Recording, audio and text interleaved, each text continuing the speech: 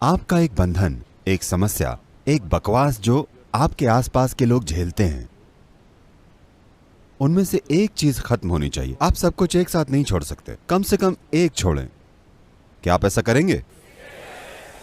क्योंकि रूपांतरण के बिना खोखला अध्यात्म, आध्यात्म की बात करना, आध्यात्मिक होने का दिखावा बेकार है। कोई रूपांतरण होना ही चाहिए, है ना? कृपया ऐसा कीजिए ताकि जब तक आप जिएं, लोगों को आपके साथ रहने में मजा आए। जब आप मरें तो उन्हें आपकी कमी महसूस हो। आपको जीवन ऐसे जीना चाहिए।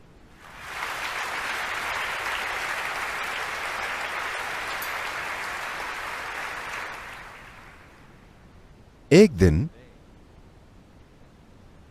शंकरन पिल्लई की बीवी was particularly incensed. नाराज थी, तो उसने सूप बनाया और उसमें 5 चम्मच भर के अलग से मिर्च डाल दी और आकर उसे परोसा। वो बहुत गर्म था, जबरदस्त गर्म, और वो देखना चाहती थी कि क्या होता है। वो अपने हाथ मलने लगी, मगर वो अखबार पढ़ रहा था। वो बोली, सूप तैयार है, सूप तैयार है, सूप तैयार है। वो करते हुए अब भी अखबार पढ़ रहा था। फिर उसने देखना चाहा कि क्या ये उपाय काम करेगा, कि कहीं मिर्च पाउडर मिलावटी तो नहीं, कि कहीं ये कम तीखा तो नहीं है।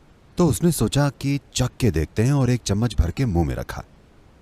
उसके मुंह में विस्फोट हुआ, आंसू उमड़ आए, आंसू बहने लगे। ठीक उसी समय शंकरन पिल्लई ने अखबार नीचे रखा और आया। उसने बीवी को देखा और कहा, तुम रो क्यों रही हो? वो बोली, पता है पिछले साल मेरी मां मर गई और उन्हें यह सूप कितना पसंद था। मैंने जब यह सूप बाउल देखा तो मुझे मां की याद आ गई और आंसू आ गए।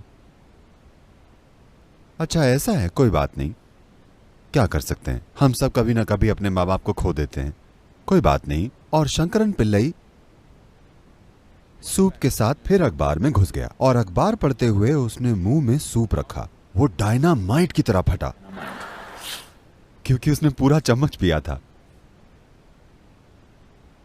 उसकी आंखों में आंसू आ गए। फिर वो आई और बोली, अरे तुम भी मेरी मां को लेकर भावुक हो गए?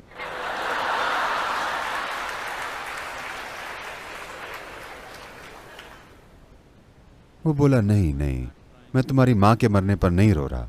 मैं रो रहा हूं क्योंकि वो अच्छी मां चली गई और तुम्हें यहां छोड़ गई।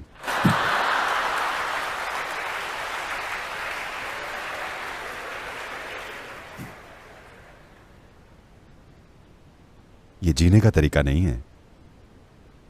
जब आप जिएं तो लोग आपकी मौजूदगी से खुश हों, जब आप मरें तो वह आपको याद करें। अगर इसका उल्टा होता है तो इसका मतलब है कि हम गलत तरीके से जी रहे हैं, है ना?